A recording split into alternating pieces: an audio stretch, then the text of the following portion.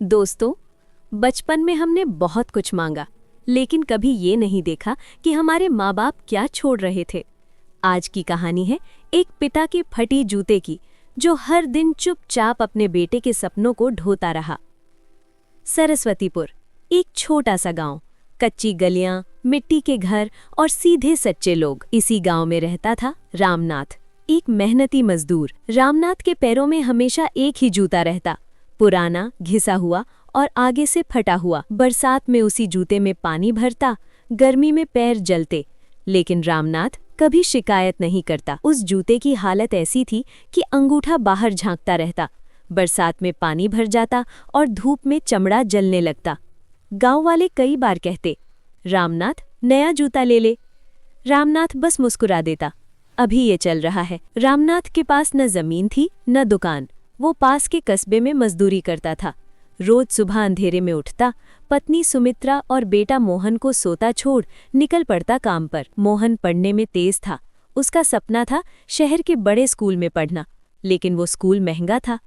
रामनाथ रोज दिहाड़ी का हिसाब जोड़ता, रात को दिए की रोशनी में खर्च गिनता और चुपचाप पैसे अलग रख देता, मोहन की फीस के लिए। एक दिन मोहन बोला, बाबा, सब बच्चों के पास नए जूते हैं, मुझे भी चाहिए।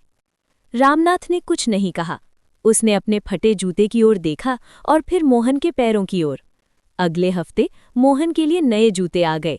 मोहन बहुत खुश था, लेकिन उसने नहीं देखा कि उस दिन रामनाथ नंगे पैर काम पर गया था। एक दिन कस्बे के बाजार में मोहन अपने दोस्तों के साथ था।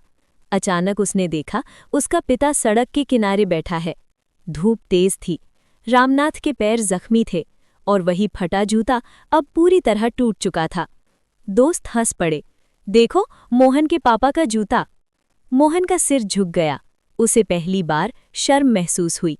उसने मन में कहा, काश मेरे पिता ऐसे ना होते। रामनाथ ने मोहन को देखा, मुस्कुराया, लेकिन मोहन ने नजरें फेर लीं। रात का सच, उसी रात मोहन को नींद नहीं आई। उसने देखा पिता अपने पैरों पर हल्दी लगाकर पट्टी बांध रहे थे। मोहन ने धीरे से पूछा, बाबा, आपके पैर? रामनाथ ने हंसकर कहा, कुछ नहीं बेटा, मजदूरी का काम है। मोहन ने पहली बार पिता के फटे जूते को पास से देखा। उस जूते में पसीना था, मिट्टी थी और संघर्ष की कहानी थी, सच्चाई का एहसास। अगले दिन मोहन स्कूल नहीं गया। वो पिता के साथ काम पर चला गया। तेज धूप, भारी बोझ और जलती जमीन।